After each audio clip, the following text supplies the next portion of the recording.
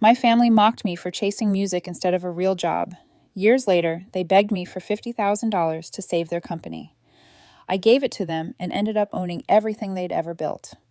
Hey Reddit, a few years ago, I, Cheryl, 26, female, told my family I wanted to make music for a living.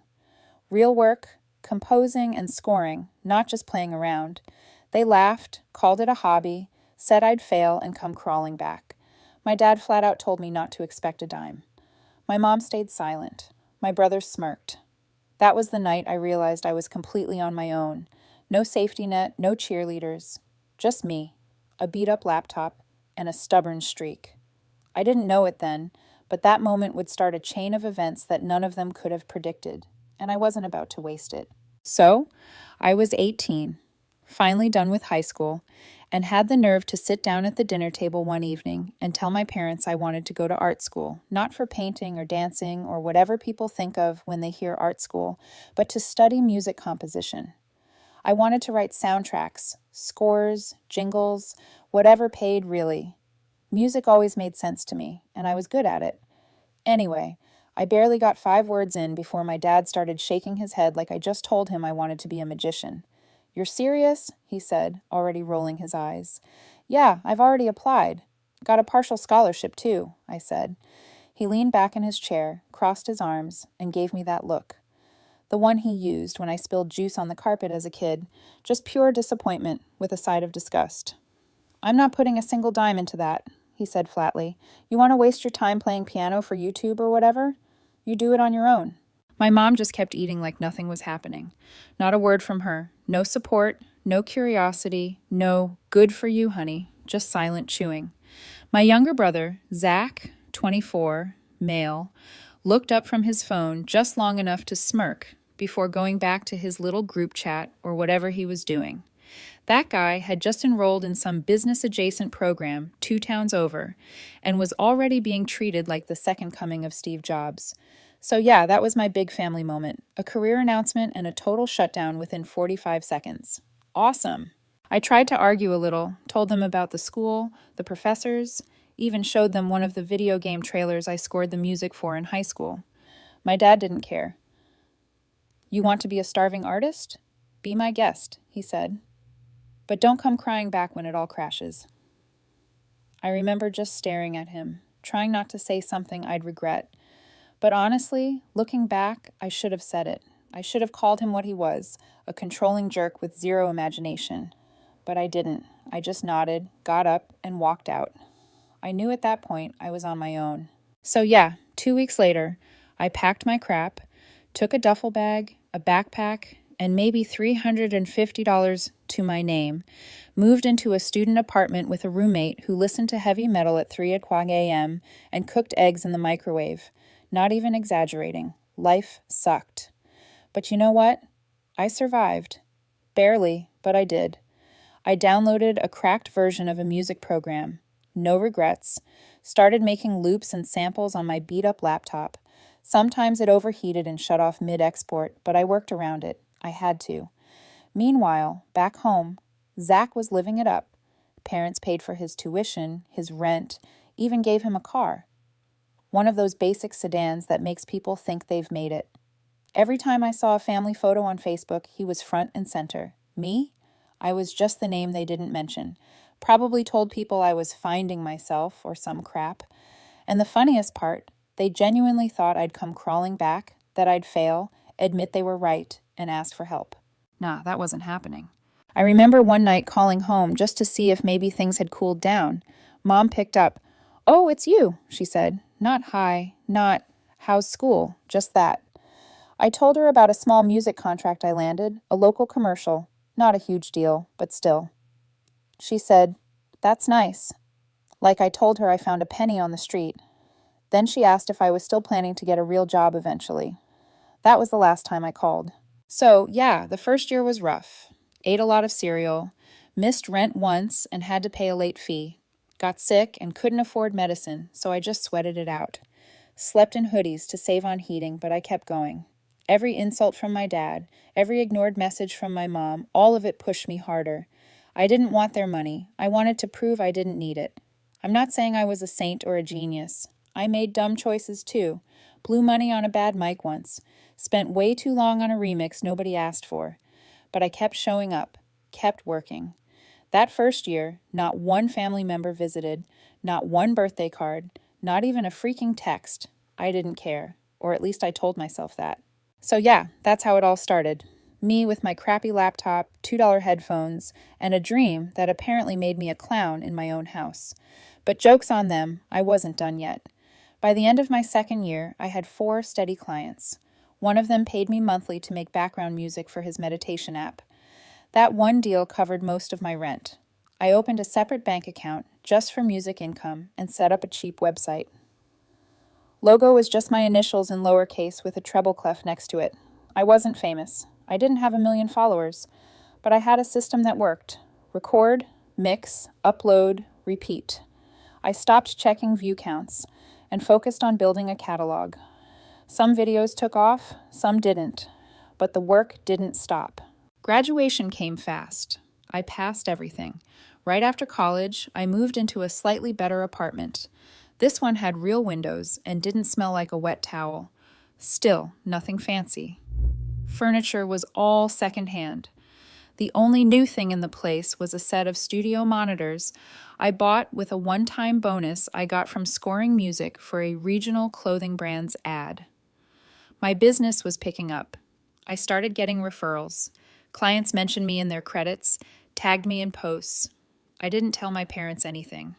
As far as they knew, I was still doing music stuff. That's how they said it. Like I was selling mixtapes at bus stops. I didn't correct them. I didn't post earnings or show off equipment. I just kept working. They called a few times early on, mostly short, awkward conversations. My mom once asked if I planned to get a real job eventually. I told her I was doing fine. That was the last time she brought it up. Zach, on the other hand, got a car and a job at Dad's company. They treated him like he cured cancer for showing up on time. Meanwhile, I was paying taxes on freelance income and sending out invoices in between meal preps. No bitterness, though, just facts. I kept a spreadsheet of every project, every client, every dollar. Not because I wanted to brag, but because I needed proof for myself that it was all legit. I wasn't chasing fame. I just wanted to never owe my family anything again. 1 year after graduation, I landed my biggest deal yet. A chain of yoga studios needed music for their video classes. They sent me a shot list, a playlist, and a contract. $4,200 paid up front, 3 weeks of work, and they extended the deal for 2 more rounds. I looked at the transfer, took a screenshot, and stored it in a folder labeled Receipts. Not for the IRS, for me. That was the moment I stopped worrying if I was on the right path. It had been nearly 2 years since I got out of school and turned my side hustle into a full-time gig.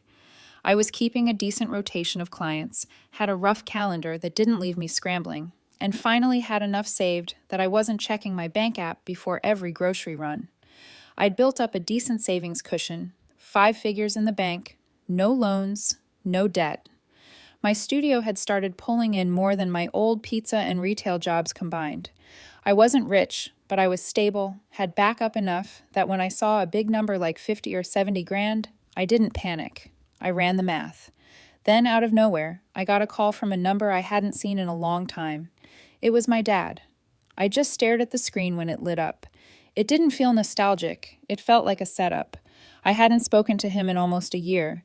Last time we talked, he made some offhand remark about how some people just want to chase dreams instead of building something real. I think that was the last straw for me. I didn't argue. I just stopped replying after that. Now here he was calling. No warning, no message beforehand. It rang twice. I let it go to voicemail. He called again immediately after. Second time I answered, not out of curiosity, but because if someone like that calls twice, it's usually about money.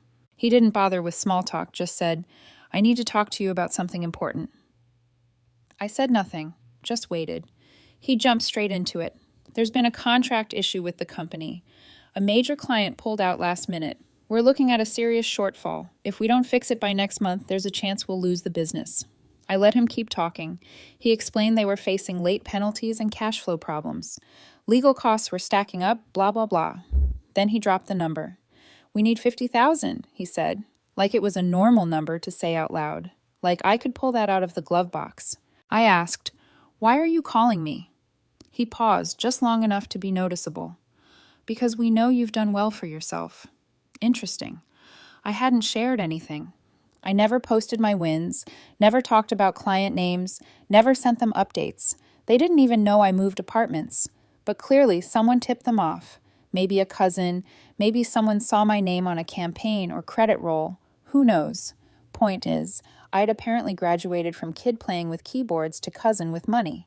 I said, "You think I have 50 grand lying around?" "I know it's a big ask," he said, "but this is a short-term need just to keep things afloat. We'll pay you back." I didn't say anything. He added, "I wouldn't ask if it wasn't serious."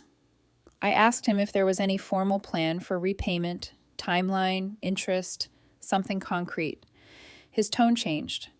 "You don't trust your own father," he said. "I'm running a business, not a charity," I told him. "It's family. It's the company. You used to care." That part was funny considering how little they cared when I was broke, but I didn't say it. I just said, "If you want help, I need it in writing." He got quiet for a second, then said, "You'd really need paperwork for this." "Yeah, I would." He got irritated, said I was being dramatic, told me I was treating him like a stranger. I responded with, "That's how business works. If you wanted it done differently, you should have treated me like family years ago." He said he'd talk to my mom and call me back. I didn't expect a second call, but it came 2 days later, this time from my mom. She tried the softer approach, said things were tough, said Zach had made a mistake with the negotiation, and now the company was bleeding money. She mentioned the number again, 50 grand, and said if I helped, they'd make sure I was taken care of. I asked, "What does that mean exactly?" She said something about shares in the future, maybe a formal role, possibly something down the road once things were more stable. I said, "Can you put that in writing?" Same silence, same awkward pause. Then, "We just thought you'd want to help your family." Classic. I told them I'd think about it and hung up. Truth was, I already knew what I was going to do. Not because I trusted them, I didn't, but because letting them sink completely without warning would burn a bridge I might need later. If they took the money with no contract, that was fine. I'd still treat it like a loan and keep every scrap of proof for the day they pretended it was a gift. 3 days later, I sent the money. Full amount wired to the company account. No contract, no agreement, even without paperwork. I told my mom on the phone this wasn't a gift. I said I expected it back. She didn't argue, just said, "We'll figure it out." That was enough for me to treat it as a loan. I waited for some kind of response. A thank you email, a text, even a thumbs up emoji. Nothing. Only thing I got was a transfer confirmation and total radio silence. Not even a "got it" from my mom.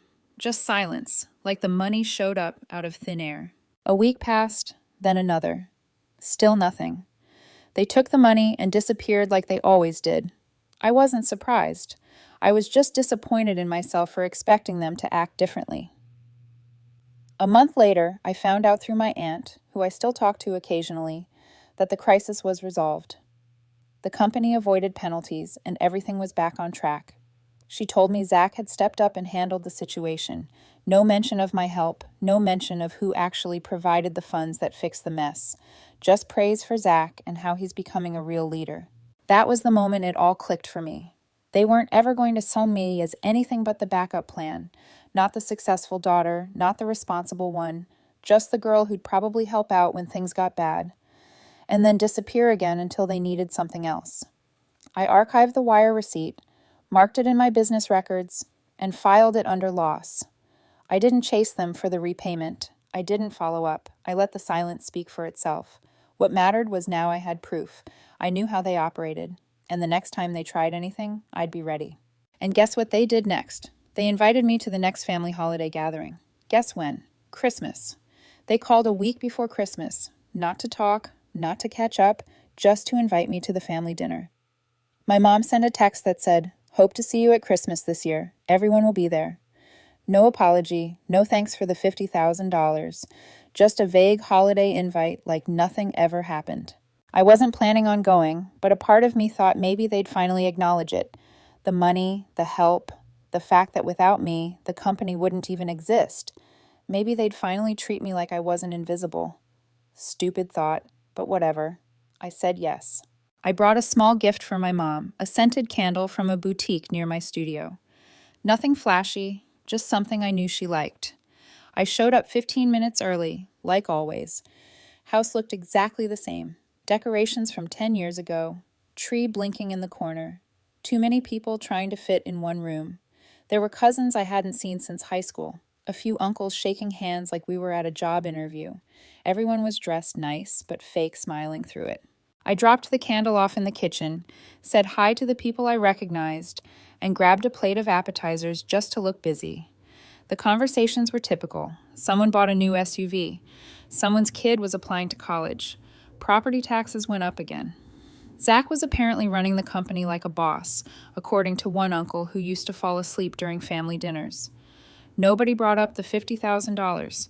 Nobody even mentioned it in passing.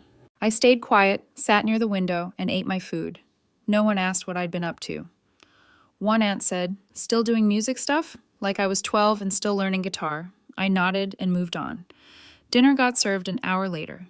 Ham, mashed potatoes, that watery green bean thing they make every year. I sat near the end of the table next to the dishwasher. Zach sat across from Dad, laughing like he wrote the menu himself. Halfway through dessert, Dad stood up. He had a glass of wine in one hand and cleared his throat like he was about to accept an award. "I just want to take a moment to thank everyone for being here," he said. "This year has been difficult, but thanks to hard work and strong leadership, we pulled through." Everyone nodded. Some clapped lightly for whatever reason. He continued, "To ensure the stability of the company going forward, we've decided that starting next quarter, all company assets, shares, and related holdings will officially transition to Zach." There it was. Applause started almost immediately. Someone even let out a cheer. It wasn't just a casual announcement. It was a full-on passing of the crown. Toasts, backpats, congratulations. I sat there holding a fork mid-air like an idiot. No mention of how the company was saved. No mention of the 50 grand that came out of my bank account. No mention of me. I didn't clap. I didn't smile. I waited for it to pass. And when things got quiet again, I stood up. I didn't raise my voice. I didn't slam anything. I just said clearly, "So, I saved the company, and he gets the keys to it." Everyone froze. Eyes turned to me like I'd crashed a stranger's wedding. Dad's face dropped. "Cheryl, don't do this right now." "I'm just asking a question," I said. "I gave you $50,000. No contract, no interest, nothing. I gave it because you said it was a family business. You said I'd be taken care of." Mom chimed in. "You are taken care of. You're doing fine. You have your own business." I stared at her. "Yes, I built that on my own. No help, no support, nothing from any of you.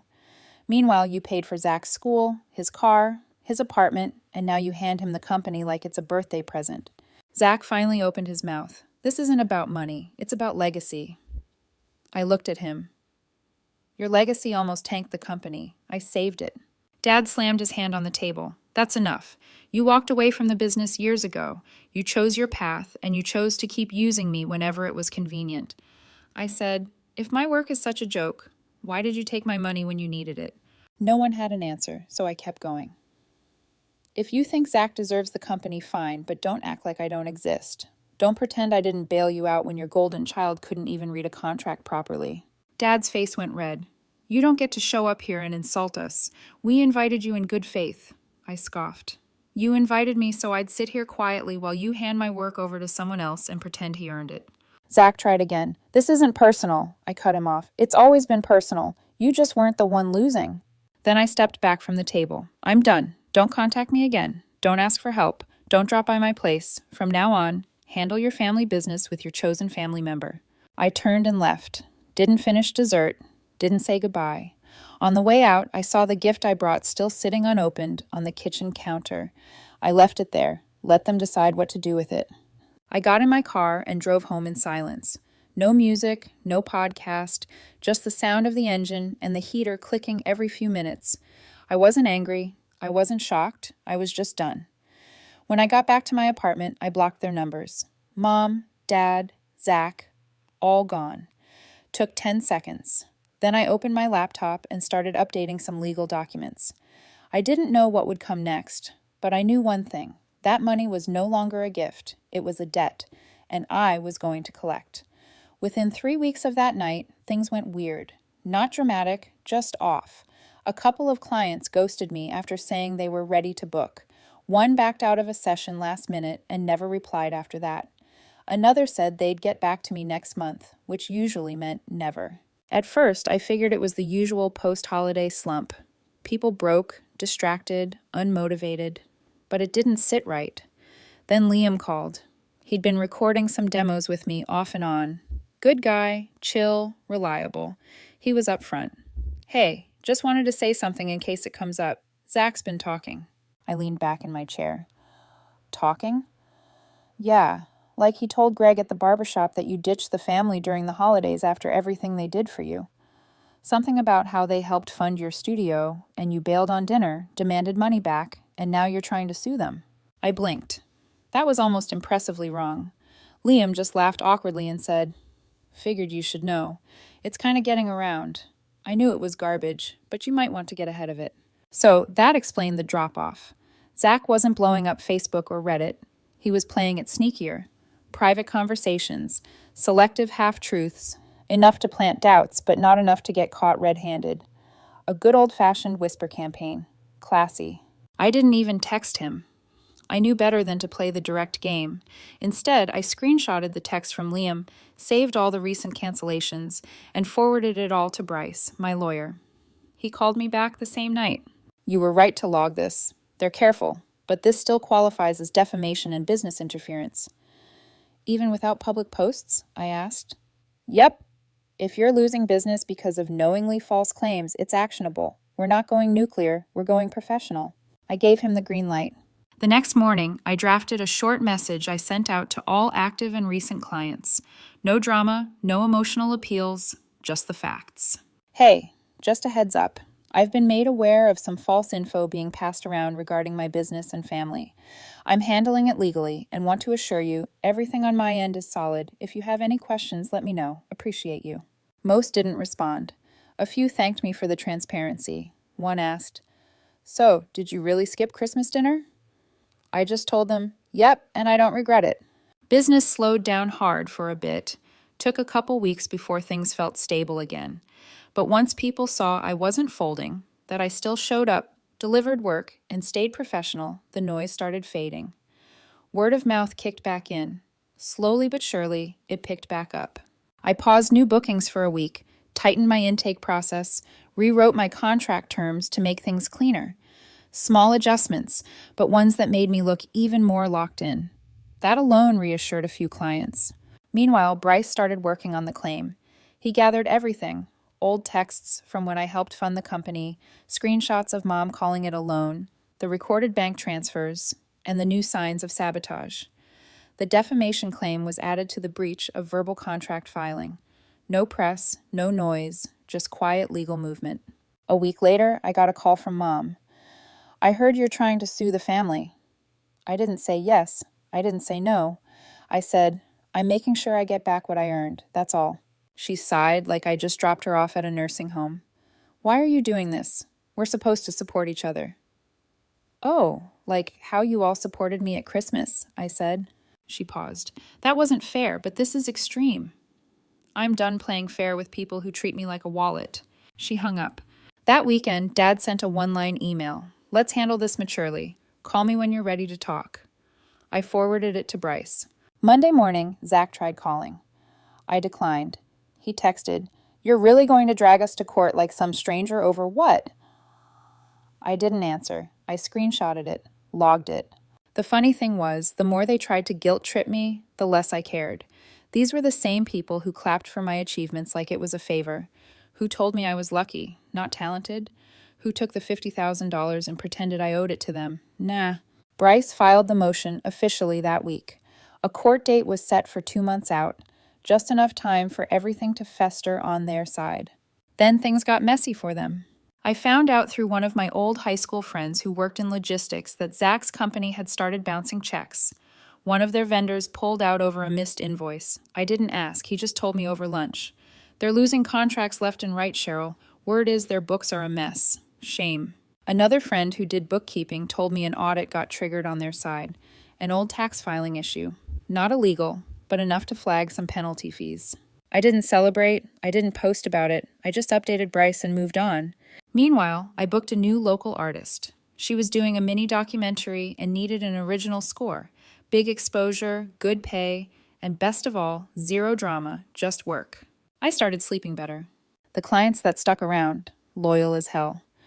One even told me, "I respect how you handled all that family crap. You kept it clean." That's all I wanted, clean, quiet revenge. Zach could run his mouth in grocery store aisles. I'd run my business. And legally, I was just getting warmed up. A week after Bryce filed the civil suit, things went suspiciously quiet on their end. No calls, no emails, no "let's work it out" nonsense, which was weird considering how loud Zach usually was when he felt cornered. I figured they were either panicking behind closed doors or pretending it wasn't happening. Either way, not my problem. Then on a random Tuesday, Bryce forwarded me an email from their side. Their lawyer had finally responded with a classic. "My clients are eager to resolve this matter amicably without resorting to trial." Translation: "We're sweating bullets and want out." Bryce wasn't impressed. "They want to offer you $15,000 and a signed misunderstanding statement." I laughed. "So 15 grand for a 50,000 loan plus damages, and they want me to lie about it too?" "Pretty much."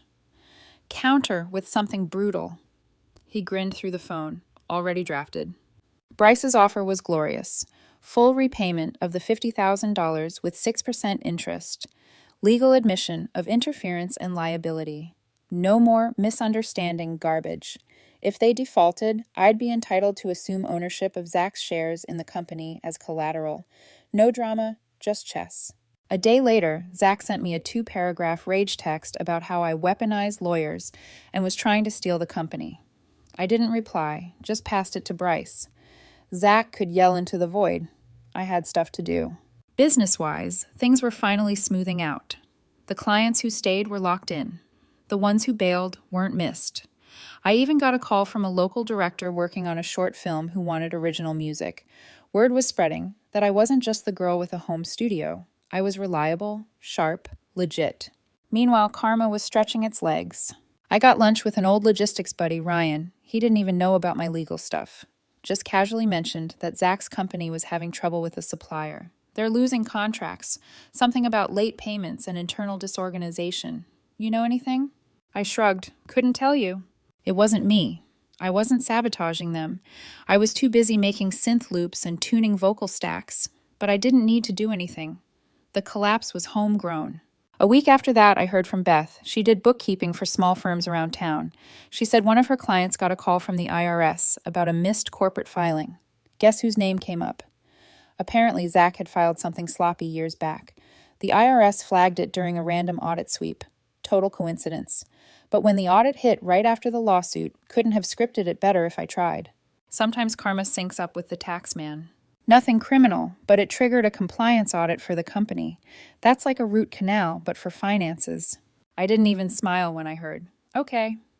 I smiled a little. Then Mom called, not yelling this time. More like gentle concern, like I was her troubled daughter going through a phase. "Honey, things are really tough right now. I know this lawsuit's important to you, but it's hurting the family." "The family hurt me first," I said. "It's just gotten so heavy. Maybe we could all sit down and talk like last time." "Where you all gaslit me into thinking I owed you something?" She sighed. "You're so stubborn." I hung up. Bryce messaged me 2 days later. "They're trying to delay the hearing.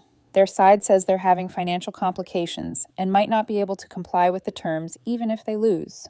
Translation: they're broke. Then cherry on top. I found out Zach let go of 2 employees. Cost reduction. According to a mutual acquaintance, except one of those guys, Marcus, used to be the entire back-end coordinator. Without him, things were going to slip fast. And slip they did. Contracts went unsigned. Vendors didn't get paid on time.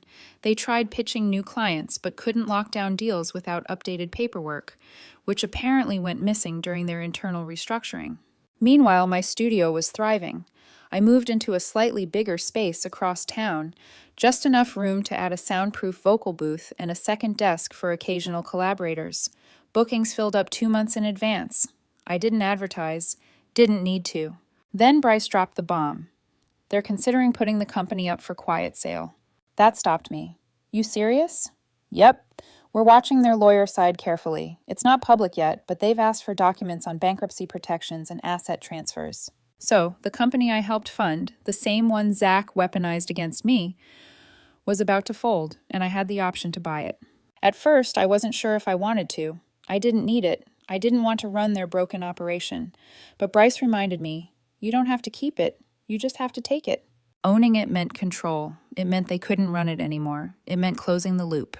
That night, I stared at the ceiling thinking about it. The meetings I sat through when I gave them the loan. How they kept me just close enough to use, but never close enough to matter. How they treated me like an outsider at my own family's table. Yeah, I was buying it. Not to save it, to end it. 7 months after the audit notice, their company was officially listed for internal sale. Quietly. They didn't post it online or throw out feelers to random investors. Just passed the word to a few trusted contacts, hoping someone would bail them out. Turns out most people didn't want to buy into a bleeding ship. Except one person did. Me. Through a shell company, just like Bryce suggested. Cleanest way to do it. No drama, no family name, just another interested party. Bryce set it up. They never knew it was me signing the papers. Bryce made sure my name never touched the deal. The lawsuit was still active while the buyout was happening. Bryce kept the legal stuff airtight. No overlap, no conflicts. The sale closed first. Only after I officially owned it did he wrap up the case. One move at a time. We used a legit-sounding name, North Bay Systems. Something generic and forgettable. We submitted a low offer, way below what the business was worth 2 years ago. But now, with pending legal issues, a gutted team, tax penalties, and debts, our offer looked generous. They took it. No negotiation, no back and forth, just a signature and a sigh of relief from their end. And just like that, I owned the company. The same company Zach and my dad told me I was too creative to be involved in. The one they said needed real business minds. The one I funded, got ghosted by, and sued. Mine now. I didn't show up to the office with a crown or anything. I had Bryce send the formal termination notices. Everyone was out. Zach, my dad, the one admin who somehow stuck around. I kept 2 employees who weren't related to the mess and gave them one-time severance. No hard feelings. Then I shut the whole thing down. No rebranding, no relaunch. Just closure. I sold the remaining equipment, pulled the plug on the website, let the LLC dissolve. Gone. The news didn't break online. No headlines, no viral tweets, just whispers in coffee shops and awkward small talk at community networking events. Zach tried calling once. I declined. He sent a long-winded email with the subject, "We need to talk." I read the first 2 lines and archived it. 2 weeks later, I heard from Marcus, the guy Zach had laid off earlier. "Dude, did you seriously buy the company?" "Yep." "And then shut it down?" "Yep." That's insane. I love it. I didn't do it for love. I did it because it was mine to close, and because letting them keep it would have been handing them another chance they didn't earn. Legally, everything was airtight. Bryce wrapped up the lawsuit after the sale. That meant I got both. Every cent of the $50,000 loan, back with interest, and the company itself for a bargain price before shutting it down. All perfectly legal, all by their signature. As for my family, they stopped reaching out. No dramatic apology, no heartfelt letter, just silence, which was honestly better than fake guilt. Zach moved out of state apparently. Heard he's doing freelance consulting now. Translation: unemployed with a LinkedIn profile. Mom still sends me holiday texts. About 6 months after the buyout, she messaged, "Maybe one day we can fix this." I didn't respond. Sure, maybe, when pigs fly a tax audit. Dad, not a word. I don't miss it. And me? Business was good. The studio expanded slowly. I hired an assistant part-time, took on a mentorship gig at the local art school, the same one they told me was a waste of time when I first applied. Now they wanted me to come in and talk to students about composing full-time. Funny how that works. One day I was walking past a strip mall and saw an old flyer for Zach's business still taped to a utility pole. It was sun-bleached and peeling, flapping in the wind. I stood there for a second looking at it. It didn't feel victorious, it just felt done, which honestly was better. I pulled the flyer down, folded it once, and tossed it into the nearest trash can. No ceremony, no lingering bitterness, just closure. Life after that felt lighter. My days were filled with clients who valued my work, not family members waiting for me to fail. I woke up excited to compose, to create, to push my little studio further than I ever imagined when I was that 18-year-old, with a cracked program on a dying laptop. Sometimes people ask me if I regret cutting ties, if I ever wish things had gone differently. And honestly, no, because every step, every betrayal, every dismissal forced me to build something of my own, something they couldn't touch, couldn't take credit for, couldn't control. The truth is, my family never wanted me to succeed on my terms. They only wanted me to succeed if it fit their definition: business degrees, corporate titles, company loyalty. But music? That was mine. And when the day came that they needed me, when their empire crumbled and my name was the only one that could save it, I proved the point they never wanted to admit. I wasn't the backup plan, I was the plan, and I chose not to share it with them. Now, when I look around my studio, walls lined with acoustic panels, shelves stacked with equipment I bought myself, contracts pinned to the board reminding me of what's next, I don't see the girl they mocked. I see Cheryl, composer, business owner, self-made, the daughter who they thought would crawl back. Instead, I stood up, walked away, and never looked over my shoulder. And the silence that followed, that was the sweetest music I've ever written.